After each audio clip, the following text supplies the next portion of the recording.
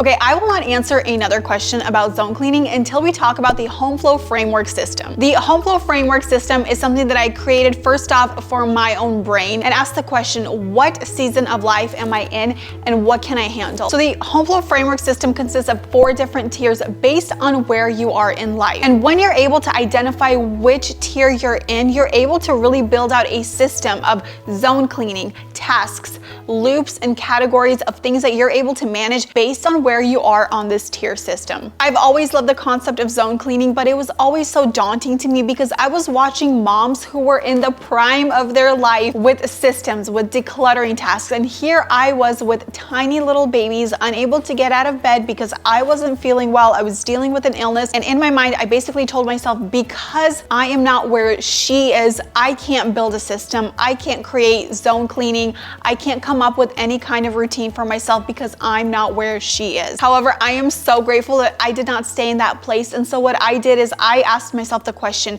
what can I handle now and where do I go from here? And so what this system does, it helps women or anybody really identify what you can handle in that moment. And then it comes up with a very strategic plan that anybody can follow based on where they are. The first tier in this framework is called rescue mode. And so this is essentially survival. This is what I was living in for many, many years of my parenting life, it seems like. And this is something I would place newborn moms into if you are dealing with an illness, the death of a loved one, some sort of drastic change in your life that has put you into burnout mode. So rescue mode focuses on the bare minimum tasks of every single day. You're really focusing on only 3 to 4 things every day. You're focusing on feeding yourself as well as anyone who may be dependent on you.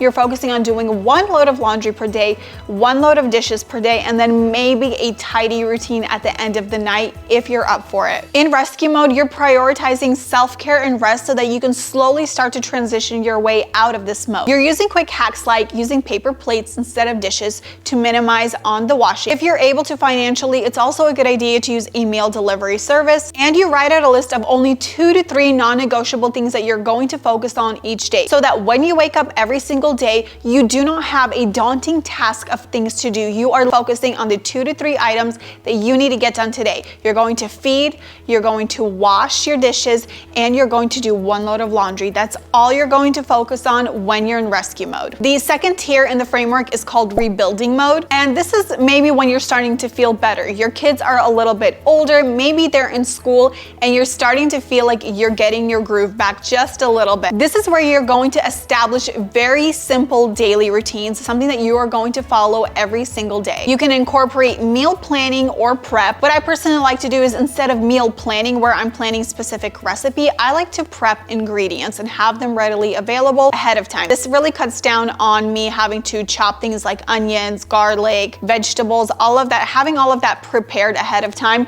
regardless of what I have planned in my menu. The ingredients are already prepped, and even if I were to change my mind and do a different meal, that's something I can incorporate into a different meal as well, and it's just done. In this mode, you also have a plan to declutter. You're either following a decluttering plan, a decluttering schedule, like my 30-day decluttering challenge, but there's some sort of decluttering that is taking place. In this tier, you're also creating a loop routine. So this is something that you do a loop in the morning and a loop at night. This is a little bit different than a routine because this is a sequence of events that takes place in the exact same order within a routine. So for instance, in the morning, I have a morning loop, and that entails of me waking up, going to the bathroom, making my bed, walking to the laundry room, taking out the cat litter, putting in a load of wash, and then walking downstairs and unloading the dishwasher. And that is my morning loop. In the evening, it's a lot more simple. I make sure that I fold that 1 load that I washed earlier in the morning. I do a quick after dinner tidy, I load in my dishwasher, and that completes my evening loop.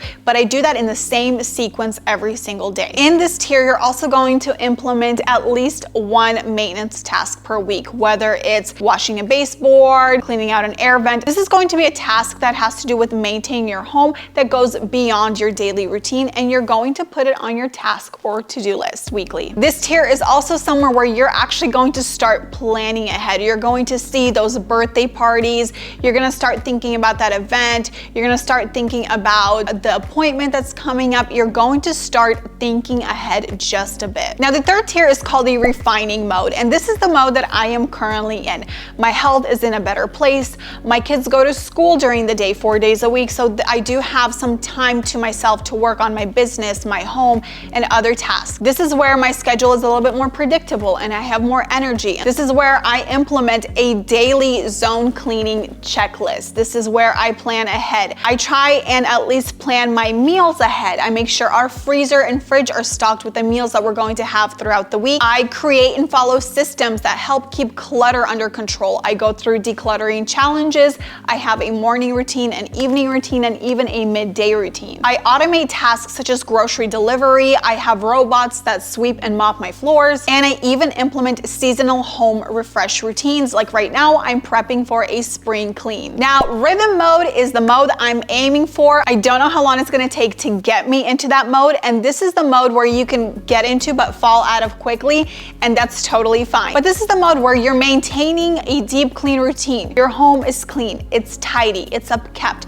There's a schedule to your cleans. You can host guests easily with a planned hosting routine. There is seasonal purging that is happening and decluttering that happens along the way. And this is an area where you can also feel comfortable outsourcing things if needed, whether it's hiring help to come and clean your home, whether it's having someone come and help you meal prep or do your laundry for you. This is a routine and a rhythm where you just got it together. One very important thing I want to mention about the Homeflow Framework System is that you can ebb and flow out of every tier however many times throughout your lifetime, right? Maybe 1 week you feel like you're in rescue mode, and then 2 weeks later you feel like you're in refining mode. And there may come a time when you are just always in rhythm mode because you are following your own systems that you have created for yourself. However, the one thing that I want you to focus on today is to identify which mode are you currently in, and based off of that, create a system and a zone cleaning schedule based on your mode. Because right now, if you're in rescue mode and you sit down and you create a beautiful zone cleaning schedule that is fit for a rhythm mode, you are going to fail within the first 2 to 3 days, and then you're going to beat yourself up for it,